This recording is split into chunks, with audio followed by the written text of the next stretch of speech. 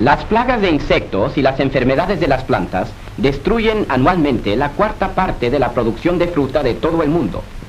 Cuando la vegetación o los insectos aumentan en un ambiente natural, sus parásitos aumentan también.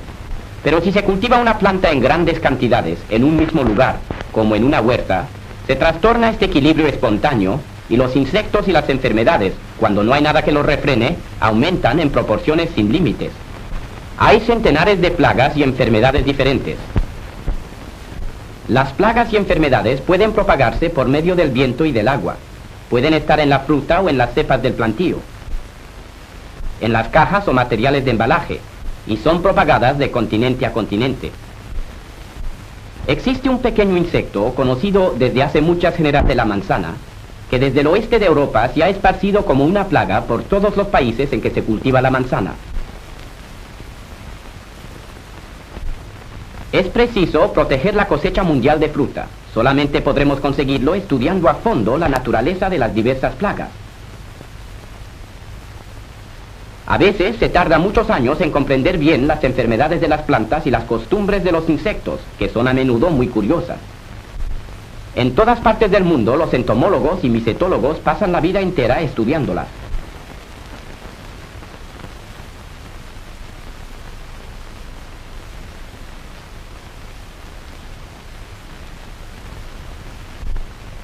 Nadie creería que una lluvia primaveral pudiese no ser beneficiosa. Sin embargo, los hongos prosperan con frecuencia en tiempos húmedos.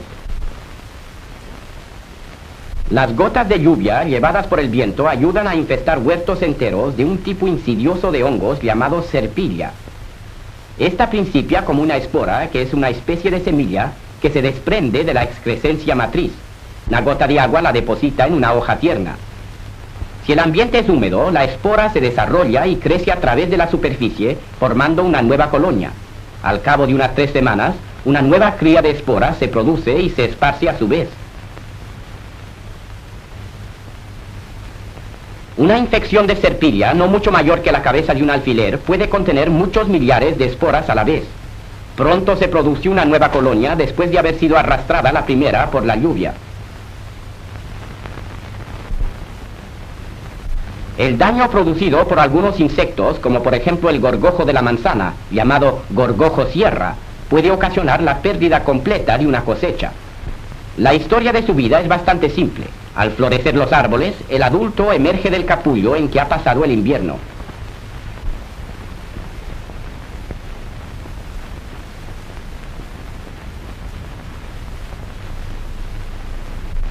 En días de sol, la hembra pone sus huevos.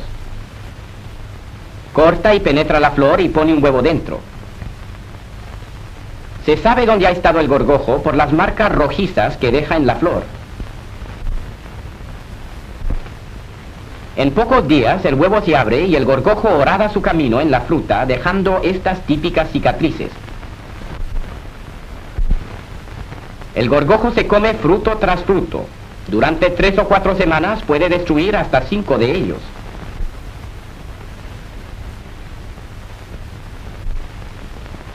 Una vez satisfecho, el gorgojo deja la fruta y se encamina al suelo donde hace su capullo. Cada clase de fruta tiene sus propias plagas, aunque algunas de ellas, como el pulgón, se encuentran en varios tipos de fruta. Sin embargo, el pulgón es más destructivo en los frutos agrios, como las naranjas, los limones y las toronjas. Ataca todo, lo viejo y lo tierno, las hojas y la fruta. Los insectos padres chupan el jugo del árbol. A su tiempo ponen una gran cantidad de huevos y después mueren. Cuando las crías rompen el huevo, dejan el abrigo del pulgón.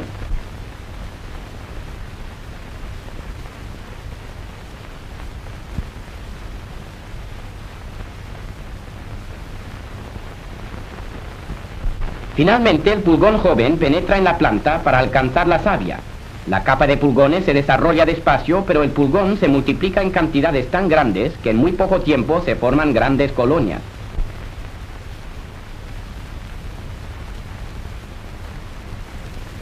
El apis es otro insecto que se alimenta como el pulgón.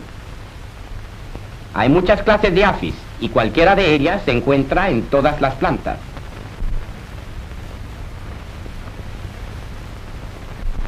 Cada clase puede aparecer en muchas formas diferentes. Los afis son ovíparos o vivíparos. Los últimos se multiplican más rápidamente. Algunas veces tienen alas y otras no. Los alados son más peligrosos porque pueden volar o son arrastrados por el viento de un árbol a otro o a otras plantas. El daño hecho por el afis o por el pulgón no siempre se ve fácilmente en el primer momento, pero sus efectos son verdaderamente dañinos y hasta pueden producir la pérdida completa de la cosecha de la estación venidera. Solamente por medio del estudio de la vida de los insectos se ha podido hallar la manera de contrarrestar sus efectos. Se han descubierto insecticidas y fungicidas que atacan a los insectos y las enfermedades de las plantas.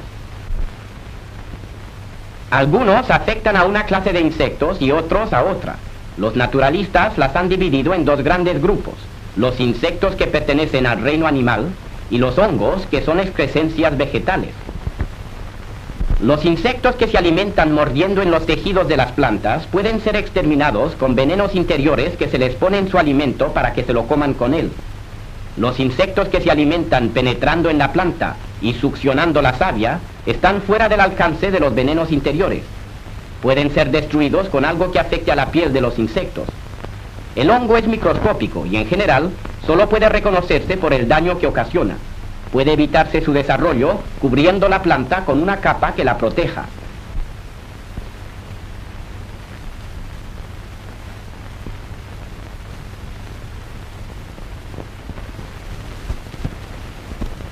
Y los fungicidas ataquen se aplican con un pulverizador. Pero aunque parezca simple, en este método hay más arte que en el de regar un árbol. El líquido debe regar el árbol uniformemente y adherirse a su superficie hasta cuando llueva. Debe empaparla bien y penetrar en todas sus partes. Estos líquidos se producen ahora con las propiedades necesarias, pero esto solo ha sido posible gracias a la paciente investigación de los químicos.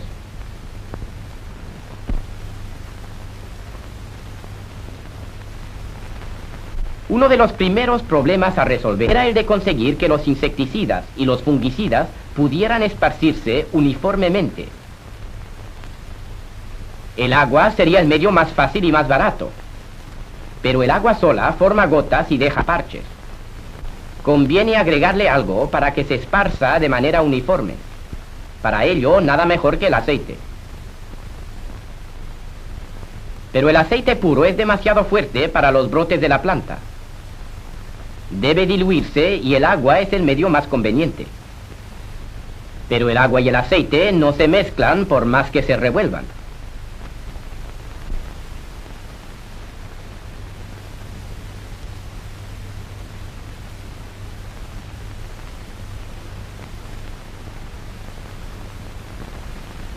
Hay que agregar sustancias químicas especiales al aceite y al agua para que se mezclen bien y formen lo que se llama una emulsión.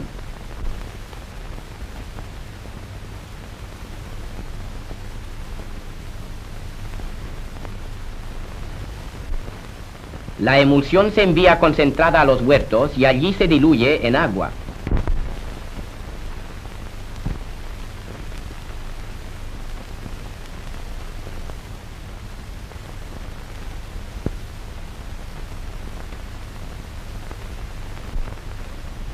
El líquido debe ser pulverizado a gran presión para que llegue a todas las partes del árbol y penetre en todas las grietas. Mirando una de estas emulsiones a través del microscopio, se pueden ver las pequeñísimas gotas del aceite suspendidas en el agua. Cuando el agua se evapora, estas gotas de aceite se unen y forman una capa delgada que esparce uniformemente el insecticida o el fungicida sobre la superficie de la planta. Conviene saber qué cantidad queda adherida a la planta. Este experimento muestra el poder adhesivo de una emulsión. Algunos insectos se protegen por sí mismos. Una clase de Aphis, por ejemplo, segrega hilos cerosos que resisten al agua. Pero los líquidos aceitosos penetran en su cuerpo.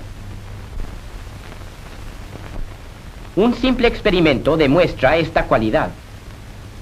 Una gota de agua pura no pasa por una fina tela metálica, pero una gota de un líquido aceitoso preparado especialmente atraviesa la tela metálica fácilmente. De este modo, el líquido penetra los tejidos cerosos y llega al lápiz lanudo que está bajo ellos. Así, por el uso del medio adecuado, el insecticida no solo puede regar la planta, sino que también penetra en los insectos. No todos los insecticidas matan a todos los insectos. Por esta razón se ensayan previamente en varias especies de insectos vivos. Se está aplicando este insecticida a unos apis que se alimentan por succión y por consiguiente solo pueden ser exterminados por contacto. Los químicos pueden regular la cantidad de emulsión que cae sobre los insectos por las revoluciones de esta placa. De este modo puede hallarse exactamente la cantidad requerida para que ésta sea eficaz. Se ensaya también la eficacia de los insecticidas para destruir las larvas.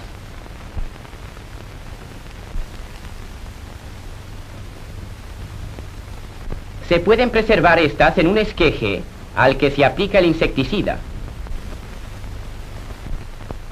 Este ataca las larvas por contacto y probablemente por absorción a través de la superficie del huevo.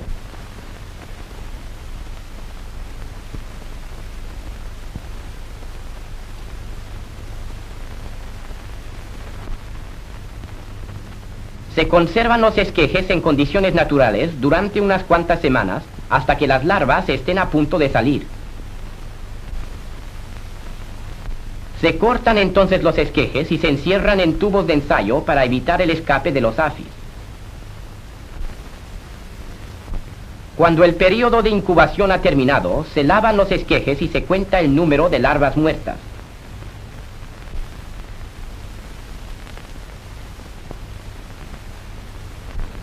Los insectos vivos se retiran del tubo con un cepillo y se cuentan también.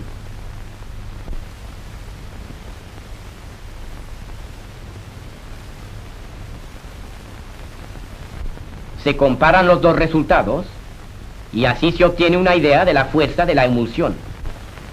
Las larvas son algunas veces más resistentes que los insectos mismos y necesitan una dosis más fuerte de insecticida para desaparecer. Pero una dosis demasiado fuerte podría quemar las hojas. Por esto, estas emulsiones se aplican generalmente antes de que las hojas broten. Lo mismo sucede con las larvas de la araña roja que atacan los manzanos.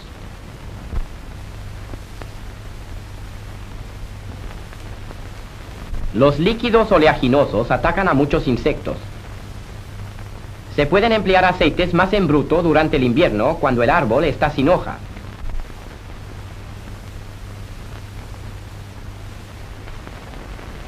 Los brotes nuevos necesitan una protección constante. El aceite que se use debe estar muy bien refinado para que no cause daño. Como las hojas y las flores crecen deprisa, un huerto debe ser regado a intervalos frecuentes. A fin de emplear el menor número de emulsiones posibles, se utilizan sustancias que ataquen a los insectos y a los hongos al mismo tiempo. Algunas veces hay que hacer varias tentativas para exterminar a un mismo insecto. Por ejemplo, un huevo de apis que sobreviva a un pulverizado inadecuado producirá durante el invierno grandes colonias. Se multiplican tan rápidamente que aunque matáramos el 99%, al cabo de una semana volvería a haber otros tantos.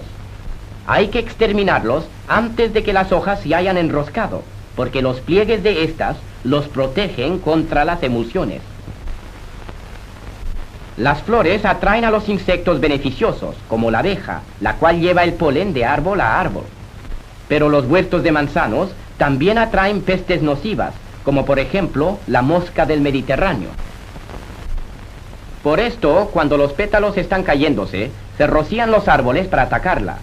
La emulsión debe empapar bien la flor para que ésta llegue a las larvas y las mate cuando aún están en periodo embrionario.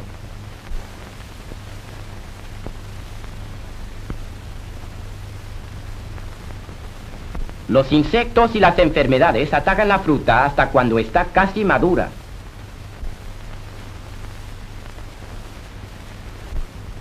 La polilla de la manzana puede causar grandes estragos.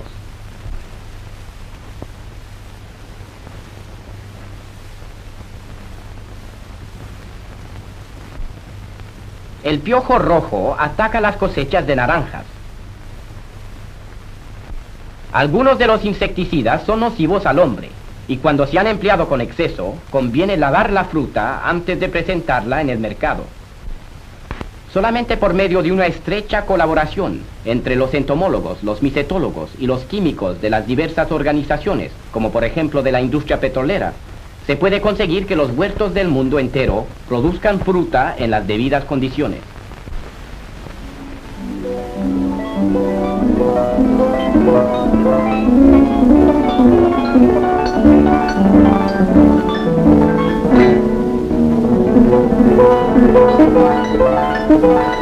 Thank you.